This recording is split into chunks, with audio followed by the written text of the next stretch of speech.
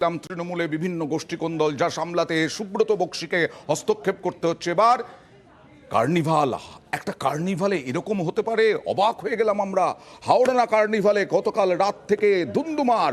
আজকে মুখ্যমন্ত্রীকে নির্দেশ দিতে হলো কার্নিভাল বন্ধ করা যাবে না। কার্নিভাল দ্বিতীয় দিনে দ্বিতীয়বার উদ্বোধন হলো, শুধু নয়, উদ্বোধন হওয়ার আগে মন্ত্রী এবং মুখ্য প্রশাসক অর্থাৎ বিধায়ক মুখ্য প্রশাসকের দ্বন্দ্ব প্রকট হয়ে গেল।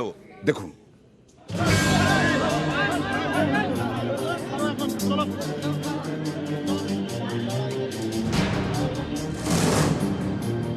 আমাদের বোর্ডের পক্ষ থেকে আপনাদের কাছে ক্ষমা প্রার্থী যে আজকের এই কার্নিভাল আপাতত আপনাদের কাছে আমি বন্ধ করতে বাধ্য হচ্ছি। আজকের জন্য আমি কার্নিভাল বন্ধ রাখতে বাধ্য হলাম। পুরো প্রশাসককে আমি বলবো যে নিজের মতো কাজ করতে এবং আইনত কাজ করতে কোনো অসুবিধা নেই। কেউ কোনো বাধা সৃষ্টি করলে আইনের পথে। ওখানে দলবল নিয়ে কালকে না, এটা ঠিক নয়। কার্নিভাল কমিটিকে আমি বলবো যে আজকে থেকে কার্নিভাল এক্ষুনি থেকে চালু করবে। চেয়ারম্যানকে হাত দিয়ে দেওয়া হচ্ছে, মানে এই যে অরূপ বিশ্বাসের সামনে চেয়ারম্যানকে মন্ত্রী অরূপ বিশ্বাস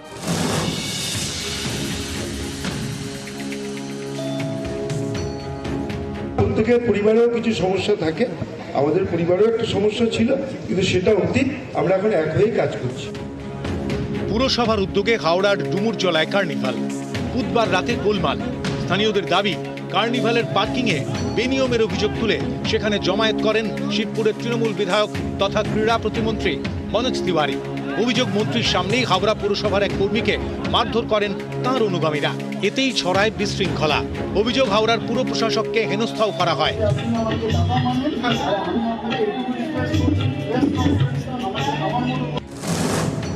এরপরেই কার্নিভাল বন্ধ রাখার কথা ঘোষণা করেন হাওড়ার পুর প্রশাসক সুজয় চক্রবর্তী।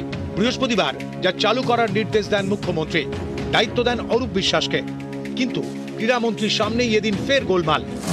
প্রশাসক তারা যখন এখানে আসে সেখানে কিন্তু ফের বিক্ষোভ শুরু হয় এবং ইতিমধ্যেই মনোজ তিওয়ারি সেখানে রয়েছেন, অরূপ বিশ্বাস রয়েছেন। চেয়ারম্যানকে পর্যন্ত ধাক্কা দিয়ে সরিয়ে দেওয়া হচ্ছে, চেয়ারম্যানকে হাত দিয়ে সরিয়ে দেওয়া হচ্ছে। ফলে এই ছবি শেষমেশ মঞ্চে ভাব। ক্রীড়ামন্ত্রীর সামনে ক্রীড়া প্রতিমন্ত্রীর হাতে ফুল তুলে দেন পুর প্রশাসক। এরপরেই মনোজ তিওয়ারির গান, যাতে অনেকেই অন্য গন্ধ পেয়েছেন। আমাকে আমার মতো থাকতে দাও, আমি নিজেকে নিজের মতো গুছিয়ে নিয়েছি। যেটা ছিল না সেটা না পাওয়ায় সব পেলে মঞ্চ থেকে নেমে মনোজ দাবি করেন ভুল বোঝাবুঝি মিটে গিয়েছে।